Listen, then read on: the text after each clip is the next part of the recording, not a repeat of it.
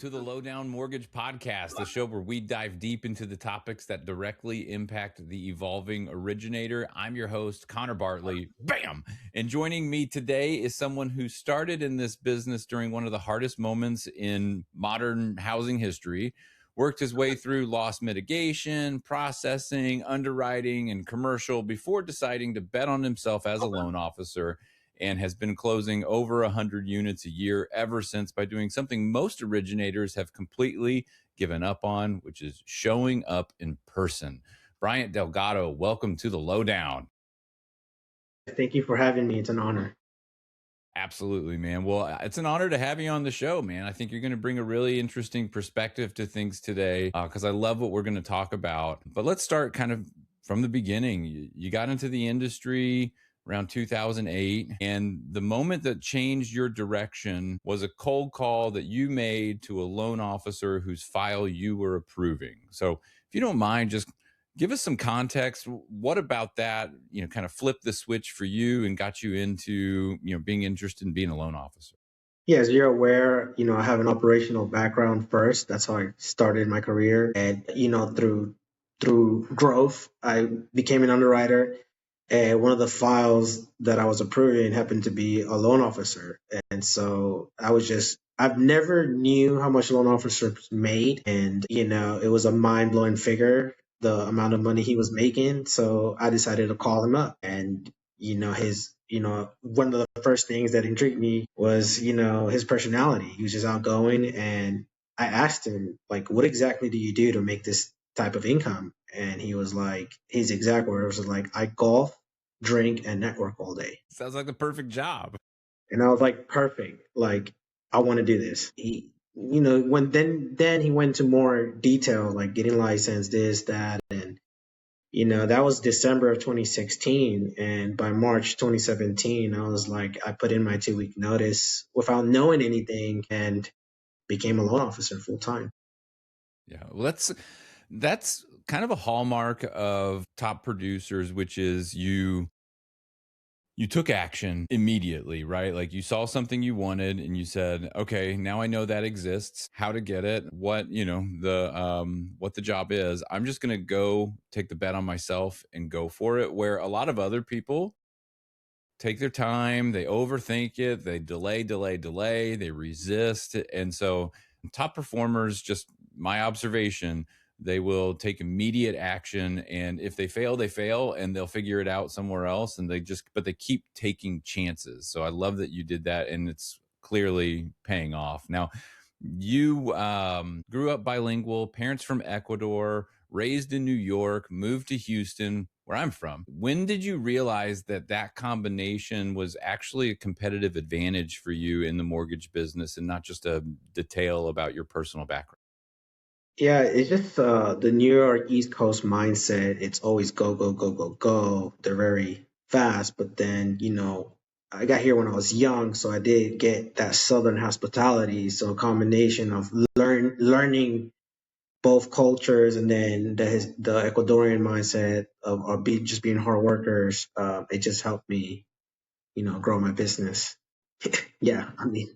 Yeah, no, I love that, man. So, but you're absolutely right. Like that East Coast, New York City, like just the hustle and bustle, the culture of the grind and all that you see, and skyscrapers and all that. I mean, Houston's it's got a pretty impressive skyline too, but but it's definitely not the same pace. Although the traffic sucks, I will say that. But no, it's. But I love that combination has sort of helped you connect in a different way with the borrowers and really continue to have that sense of urgency. Now, you described that kind of working and serving the Hispanic community creates a different workload compared to a typical loan. And I wanted to get into that a little bit. If you don't mind, just sort of explain what you mean by that, and for loan officers who really aren't on that side of the business. Yeah, so 90% of my business is serving the Hispanic community.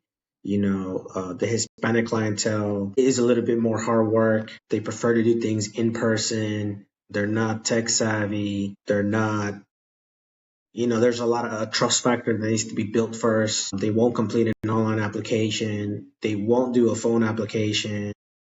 they prefer to see you and meet you in person. And so like 50 to 60% of my applications are done in person, so, we have to take time away from our day, whether, make arrangements to accommodate those schedules. I remember when I first started out, I'll go to clients' apartments just so that they can see me because they're afraid to come to the office. And eventually, you grow to a point that you start seeing, their objections of coming to the office, and how to handle those conversations, that where they now start coming to the office because they are making the biggest purchase of their life, right, for in most cases. And so they just have to build that trust, and the majority of the times that trust has to be built and done in person. Yeah. Well, two quick call outs I want to make there, which is one, I think it's important to just, I guess, point out that every loan officer is different. And this industry is like there's different demographics in play. Everyone's working in a different market. There are different products that need to serve that market. There are different referral partners that have different needs. People prospect a different way. And so, sometimes we get caught up in this like this is the best platform or this or you should be doing this or that. And really at the end of the day, it's what's going to be best for you to serve your community and the clients that you work with. And then also, I love that you were like early on career going door to door, building that bridge, being willing to take that extra step to meet with those clients, knowing that that's what they would want from you. So, as you sort of you mentioned that you figured out kind of how to overcome some of those objections and get them to start coming to you. Like, what was that process like? Did going door to door build trust in a way that people started referring others to you? Yeah, that's correct. Once you help a client, especially in the Hispanic community, they tend to refer people out. And as you slowly start growing your business, I cannot go to five different clients' home in a single day or a single evening. So eventually, grow fast. And so you have to adjust, and you have to just figure it out, and, figure shit out. Sorry, figure shit out.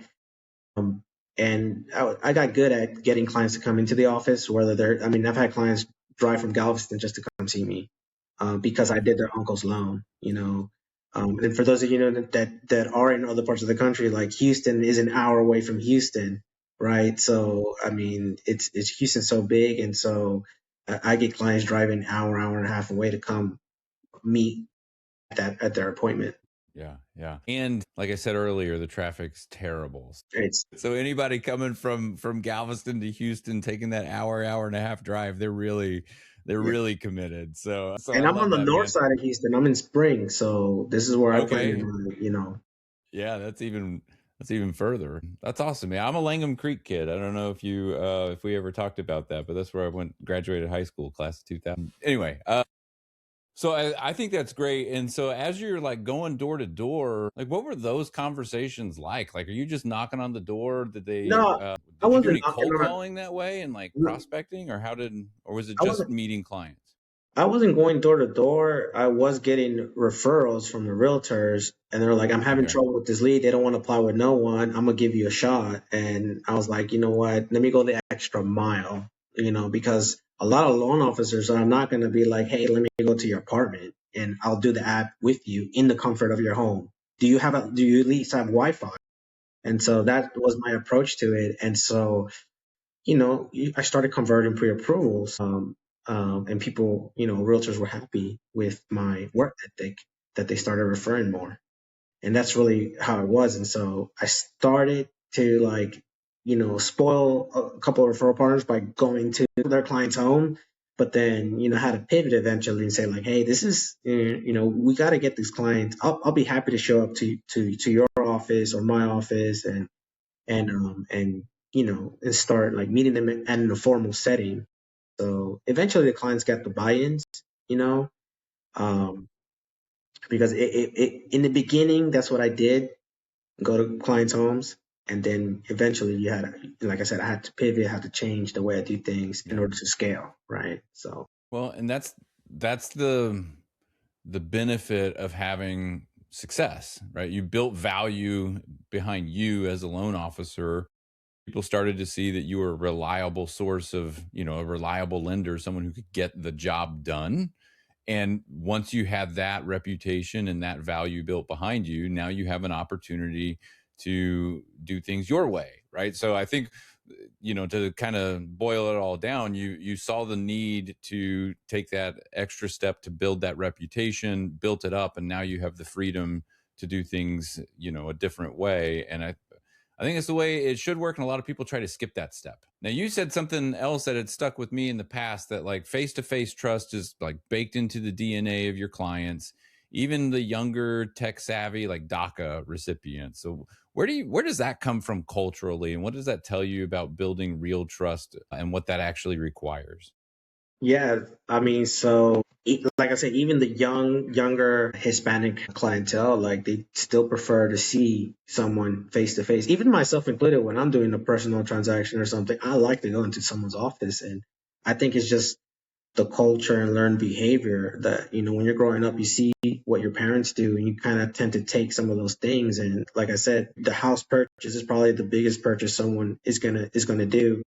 And, the perfect example literally happened last night. The kid was born in 2000, right? And he came to my office. We had a conversation. I tried to get him to do the online application and he didn't want to. And I said, okay, fine. Then just come to the office. And he came to the office and he is tech savvy. He had his ADP on the phone, and I was sending it to myself on via email, downloading all the documents needed just to issue the pre-approval and get him excited about buying. Now he's approved, and so hopefully he'll go on the contract soon. That's awesome, man. I love that. So last year you were closing like 100 plus units. Your branch did another 20 to 30 million in volume on top of that. And you got there by building a team that you specifically trained to be fully fluent, not just conversational. What does that hiring and training process actually look like for you? Because it sounds like a very extensive process when you're trying to get fluent in mortgage in another language. So yeah, everyone on my team is fluent, and they've always been like an introduction or a warm referral. A couple of my loan officers have been on my team as assistants in the past. A couple of them are actually past clients, and so through the years building relationships, they get intrigued by mortgage. We just clicked, and so uh, yeah, I mean, the training process is hard because I don't really have a formal training process. I have more of a, okay, let's learn mortgage. This is how I do things. If it works for you, try it. If not, I keep it open mind, open book type of thing, because it really is like, it's like trying to teach someone how to swim. Some you can just throw and they'll swim. Some you kind of have to like guide them and hold their hand and try to, mold them. But like I said, most of my loan officers, they're already fluent in Spanish. They come from that background because that's the community I serve, and they naturally, Yeah. gravitate towards. So I'm curious because I know a lot of people that we talk to on the show are in the process of building teams, and what you've built is impressive, right? The results are there. So, what are you looking for in terms of just like characteristics of the people that you bring into your team? Like, what are some of the qualities that are important to you, and what have you found over the years that really works well? Well, it's like when you date someone, you gotta ask questions, and I just try to find out who they are, what's important to them. Is family important to them? Because I'm a family man. Do they have hobbies? Because I have a hobby. I love soccer, for example. That's one of my passions, and so I try to see who they are as a person, and then from there, that's how I make that decision that, okay, this person is a good fit for us, and we can do work and life together. Yeah. Love that. I think that's super important, man. Now, I asked you one of my favorite questions when we were getting to know each other in the past, and it's the Shark Tank question. If you got that investment, what would you use it for? You mentioned if a Shark Tank investor gave you an investment, you would build a real ITIN product because really the industry doesn't have a great one, right? What would that product look like, and why do you think the industry keeps kind of missing the mark there? I think the industry. So yes, I would build if I had unlimited capital from a Shark Tank investor. I would build a real I-10 product, and I think the industry is just has a lot of fear, especially with the current immigration and the current immigration laws. The stuff you see out there right now. And so I think it's just that fear aspect of it. But people are still going to come to the U.S. you know, whether through the legal channels or not, right? People are gonna there's work here in the US that the typical American will not do that the immigrant will do, right? And so they have income, it's baked into their culture, their DNA. The one thing they always have to pay regardless is their rent, right? So probability of payment is gonna, it's gonna be pretty high. And so I would just make it a simple process, I don't want to go back to 2005 and say ninja loan, but I feel like for certain, if we can paint the story correctly to an investor, like here's why we should approve this loan for this ITIN borrower. They have money in the bank, or they have a business here, an established business here, and we have good financials. Keep it simple, kind of like the non-QM side of things, but for I-10 and with a loan down payment option too, because, just the barrier to entry to get into a home, for I-10, sometimes it's 20% down, 25% down, and for the most part, right? And so willing to take on that risk. I'm Yeah. willing to, Yeah. I'm willing to, gamble and put money on red on the roulette table for the I-10 bar. Right. I mean, Yeah. good people earning a living, doing all the right things. If they qualify, they should be able to buy a home. Mhm. Now you operate a P&L and invest a portion of that kind of back into relationships and helping get into some different partnerships. How did you figure out how to use that lever, and what do loan officers misunderstand or get wrong when they think about, being on a P&L? So yeah, P&L gives you a lot of autonomy to do things. Once you realize there's a lot of revenue in loans, it allows you to make decisions and invest so that you can hopefully get a return on that investment. And so I do desk referrals, I do marketing agreements with my, top referral partners that, have consistently done business with me in the past. And so it's a way to reinvest back into their marketing so that it can hopefully generate a new lead, and then in return, they'll send it back to us. A lot of things loan officers miss. Maybe they're just not aware that the P&L model exists, but it does. There are a lot of expenses too that you have to be able to manage, and so depending on the volume you do, you have to be very careful how to how to manage that. Yeah. I think that's one flaw of how the P&L gets presented to the market, is that a lot of times I see it being discussed like it's for everyone. I don't think it's for everyone, right? You do need to have the right volume and product mix and all of that to make it work and to work in your favor. It's also not for someone who doesn't want to manage a business, that just wants to fund loans. I think it's probably not their best option. But for the operators out there, the loan officers that are really like interested in the business side of the mortgage business and want to have that flexibility, those abilities to make decisions, I think the P&L is makes a lot of sense. And I'm glad that you found a way to make it work well for you. How long have you been in that model? I would say for the past 5 years now. Okay, Yeah. that's great, man. So you mentioned earlier you're a family man. You went from working midnight shifts before, and now you're attending your kids' soccer games, not missing a single one. What did the transition to building a team and systems feel like from the inside, and what took you the longest to really let go? Yeah, I mean, that was very stressful for me because I'm very hands-on. And to this day, I'm still hands-on. I'm still learning to let go of certain things. Um, it's just that it's a mindset thing where you have to, train yourself and allow yourself to let go and delegate certain tasks because they don't require you.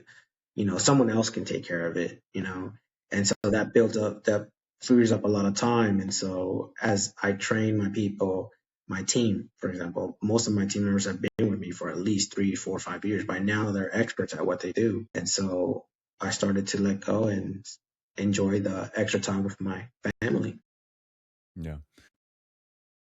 So, and I think that's amazing, man. At the end of the day, it's all about, getting the most out of this career so that you can get the most out of your life. And, mortgage has a way of creating a lot of stress for people. It's almost like an addictive career where people get really deeply involved in everything. And you see a lot of like destruction from that addiction, divorce, all those things. And, balance is really what you want, right? And so I'm glad that you've found that balance and that you're able to do those things, but it does start with letting go. Yeah. Um, I was and also one thing, lucky. Oh, sorry. go ahead. I No, go don't think ahead. I've mentioned this to you, but when I did start out working those midnight shifts, I was lucky to have a very supportive wife who at the same time was building her real estate career as a realtor. So she understood it. So it wasn't Yeah. like, oh, you're not here, you're not present type of thing. She knew that this was a, a difficult job to build, a business to build. And she was very supportive. Yeah, man. Well, behind every great man is a great wife, right? So love that. Shout out Mrs. Delgado. Well, I'm curious. You said you're a big soccer fan. World Cup 2026. You going to any of the games? I'm gonna try. I think the Yeah. prices are ridiculous. It's insane. They're insane. I went to the last World Cup in Qatar.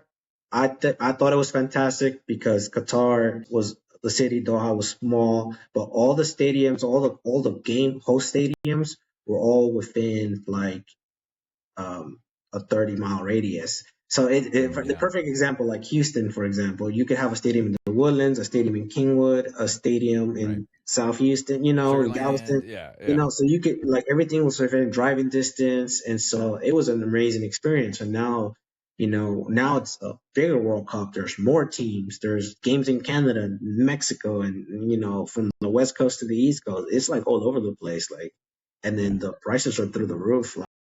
I think I'm just gonna go to the fan festival. I haven't not been able to secure tickets yet. I hope to. I'm waiting closer to when they actually come. When they actually open to see if I can buy something off market. But it's a right. waiting game right now. Yeah, my brother-in-law has been trying for like over a year to get in line, and he just keeps getting like he's too far down the line. Like he never gets into the lottery to be able to even have an opportunity to buy him. And then when he sees the prices, he's like, "Gosh, I don't even know if I would." Got to fly somewhere, do all that. Well, Bryant, we've talked about a lot.